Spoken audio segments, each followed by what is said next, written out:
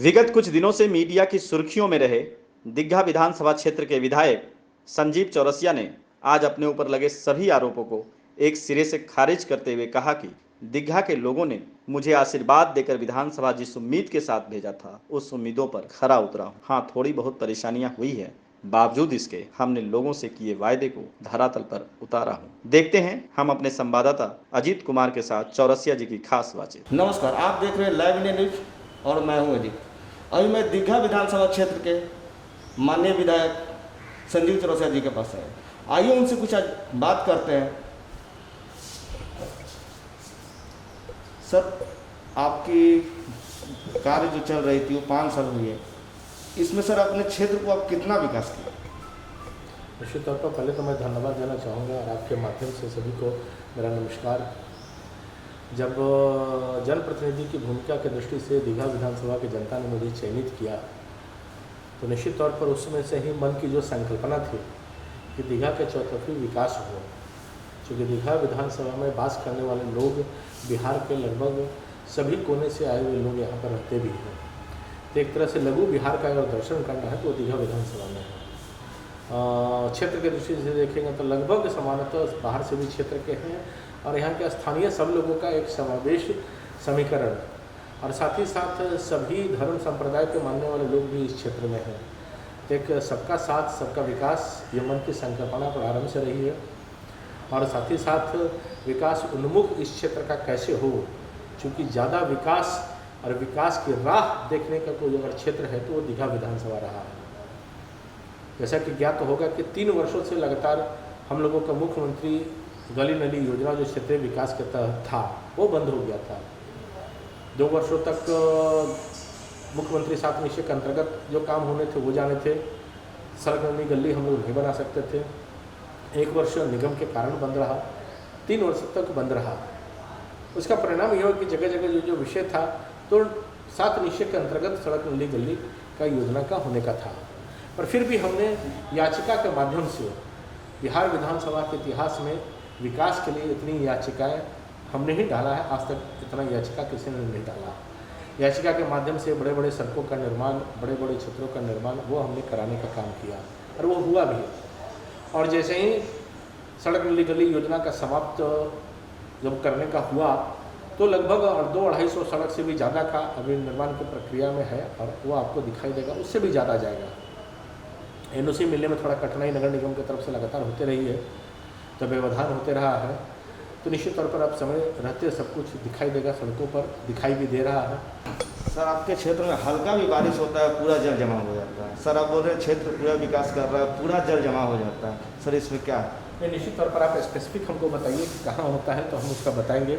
Specific दृष्टि से जो जल जमाव पिछली बार आपको दिखाई देता था तो जल जमाव की दृष्टि से पाटलिपुत्रा का था तो वो आपको बन रहा है। आपको ध्यान में होगा कि उसका वे आउट जो है नेहरू नगर की तरफ जो वन विभाग से निकलता है वो नाले की सफाई होगी, इसलिए कम से कम आपको दिखाई दे रहा है। एक वाटर स्टैग्नेंट की दृष्टि से दिखाई देगा तो ध्यान में होगा। नेपाली नगर में जहाँ पानी जमता था तो सम्प हाउस का निर्माण 40 लाख से हुआ है, आप खुद जाकर देख लीजिए, ताकि वे आउट पानी पंप आउट कैसे हो सकता है। दीघा का भी बना है सम्प आउट का। दीघा का जो HTTI है, दीघा का आपको रेलवे कॉलोनी है, दीघा का माइका कॉलोनी है, सब टेंडर की प्रक्रिया में है। टेंडर होके अब सड़क में काम लगने वाला है, लंबी योजना है। आपको ध्यान में होगा कि जल जमाव पोस्ट ऑफिस रोड में कैसे होता था। सर, आपने क्षेत्र में काफ़ी विकास किया, लेकिन आपके क्षेत्र की जनता ही आपको घेराव कर ली है। नहीं, कहाँ करे, कोई बताया ना कोई कारण। तो सोशल सोशल मीडिया में तो केवल एक ने जो आग्रह किया है तो उन्होंने भी तो फिर कहा कि नहीं बेटा हमें बरगला दिया गया है। जब वो देखे हैं तो 2017 में हमने याचिका के माध्यम से उसको परमिशन दिलाया 2017 में, तो कोई चीज़ ध्यान में नहीं है तो उस ध्यान के आवेश में या कुछ ऐसे वहाँ की जो समस्या है वो शुरू समस्या के साथ हम हैं और खड़े हैं। इसमें कहीं कोई कठिनाई नहीं है, बल्कि उन विषयों पर है कि ऐसे लोगों से भी आज ये देखना पड़ेगा कि जिन मुद्दों को लेकर वो विषय को कर रहे हैं वैसे लोग कौन हैं। आज आम जनता की जब विकास की बात है तो 1.5 घंटा जब हम जो उनके बीच में घूमने का काम किए वो भी तो दिखाना चाहिए ना भाई कि 1.5 घंटा हम घूम के पानी में समझ के बूझ के जानने का काम हो रहे हैं। जब पूरा बात संज्ञान में उनको आया तो बातें ध्यान में आई कि वास्तव में समस्या कहाँ है और कैसे है। मामला नगर निगम का है, मामला सड़क का है। सड़क अगर मेरे फंड से विकसित होने का बात रहता तो मैं कुछ कह सकता था। नगर निगम में 2 बार ही टेंडर के लिए गया, अभी फिर टेंडर हुआ 3 दिन पहले पेपर में।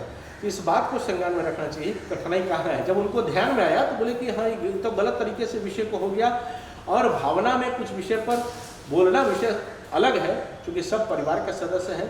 दीघा विधानसभा को हम परिवार की तरह मानते हैं। सर, अभी कई राजनीतिक दल जो है ये चुनाव कराने के मूड में नहीं है, आपका क्या ओपिनियन है? ये चुनाव आयोग जो तय करेगा वो हम लोग मानने का काम करेंगे। 2 महीना या 6 महीना के बाद चुनाव होने वाला, अब जनता के क्या मुद्दे लेकर जाइएगा? जनता के बीच में जो विकास के मुद्दे, हमने जो विकास के काम किए हैं वो मुद्दा लेके जाएंगे। और इस कोरोना के कार्यकाल में हमने बहुत ज़्यादा काम किया दीघा विधानसभा में। वो भोजन पैकेट से लेकर, योजना से लेकर, अलग अलग प्रकार से सैनिटाइजेशन से लेकर, मास्क वितरण से लेकर बहुत सारे काम हुए हैं। और बिहार के सरकार में भी जो प्रवासी के लिए, बिहारियों के लिए, जैसे केंद्र के सरकार ने राशन फ्री की बात है, राशन कार्ड की बात है, इतने सारे योजनाएं हैं जो दिए हैं सरकार ने। इन सब मुद्दों को लेकर निश्चित तौर पर जाने का काम करेंगे कि हमने कहने का काम किया है, बरगलाने का काम नहीं किया। ठीक सर, एक लास्ट सवाल है सर आपसे। राजनीति का काकारा आपके पिताजी द्वारा सिखाया गया, कोई ऐसा बात हो जो आपको दिल को हर समय वो चीज़ खटकता हो, दिल को हर समय सराहने देता होगा? ये हमें समाज काम में अपना परिवार प्रारंभ से समाज के लिए हम लोग समर्पित हैं।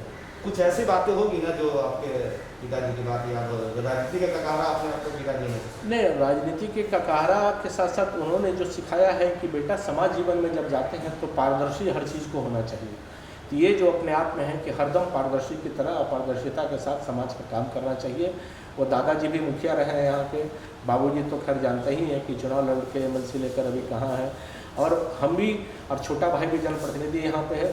तो समाज का सदैव काम करते रहना और चरेवती चलते रहना, आगे बढ़ते रहना, राष्ट्र के लिए पुनर्निर्माण के प्रक्रिया में जो जो कर सकते हैं वैसा अपना पूरा परिवार करता है, और हम लोग समाज भाव से करने के लिए सदा तत्पर रहते हैं।